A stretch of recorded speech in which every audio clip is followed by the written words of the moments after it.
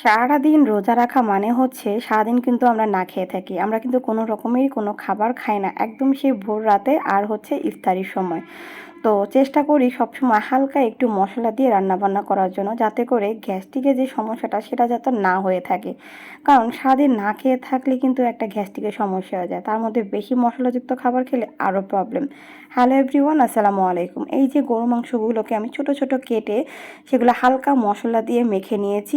আর দেখতে পাচ্ছেন পানি বের হয়ে গেছে। এটা কিন্তু আধা ঘন্টা আগে আমি মানে মেরিনেট করে রেখে দিয়েছিলাম, সেখান থেকে পানি বের হয়ে গেছে। আর এখানে হচ্ছে পেঁপে কেটে দিয়েছি, ছোট ছোট করে পেঁপে কেটে দিয়েছি, যাতে করে মাংসটা একদম সফট হয়ে গলে যায়।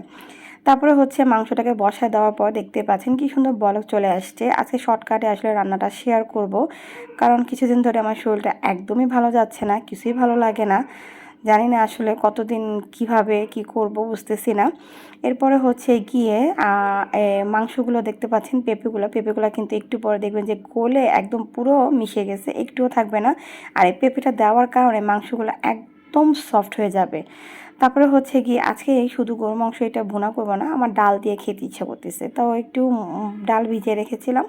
এখানে অল্প একটু ডাল হবে, সেখানে ডালগুলোকে আমি এই মাংসের মধ্যে দিয়ে এখন আরও 15 থেকে 20 মিনিট কষিয়ে নিব, কারণ তাহলে ডালটাও একটু সিদ্ধ হয়ে যাবে। ডালটা কিন্তু মিনিমাম 1 থেকে 1.5 ঘন্টা ভিজানো ছিল। ভিজানো থাকলে আসলে ডালটা সফট হয়ে যায়, নাহলে এই ডালটা কিন্তু সিদ্ধ হতে সময় লাগে। আর যেহেতু আমি প্রেশার কুকারে রান্না করছি না, তাহলে একটু তো সময় লাগবে। দেখতে পাচ্ছেন একদম ঝোল শুকিয়ে গেছে, পাত্রের মধ্যে কোনো ঝোল নেই। আর এই পর্যায়ে হচ্ছে আমি দিয়ে দিব হচ্ছে গিয়ে পানি। পানি দিয়ে আমি একদম ঢাকনা দিয়ে ঢেকে রাখবো।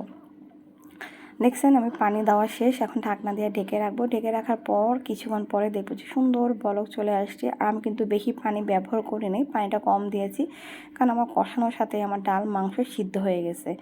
তারপরে হয়ে গেল। আর নামানোর আগে একটু জিরা ফাঁকি করে দিব, তাহলে একটা ফ্লেভার আসে, খুব সুন্দর একটা ফ্লেভার। জিরা ফাঁকিটা আমার খুবই ভালো লাগে, উপর থেকে দিলে, বাটা না, উপর থেকে ভাজা দিলে। বাস এই তো হয়ে গেল আমার রান্না। যেহেতু আমার রান্না শেষ, তাও আমি আসলে যেহেতু আমি একাই আজকে একটু খাবো, খেয়ে আপনাদের সাথে শেয়ার করবো যে আসলে রান্নাটা কেমন হয়েছে। দেখেন, দেখতেই পাচ্ছেন হালকা মশলা আমি রান্নাবান্না করেছি, অনেক বেশি লাল লাল হয়নি। ভাতটা আমার একদম সাদা সাদা আছে। তো আপনারা সেহরিতে অবশ্যই ট্রাই করতে পারেন।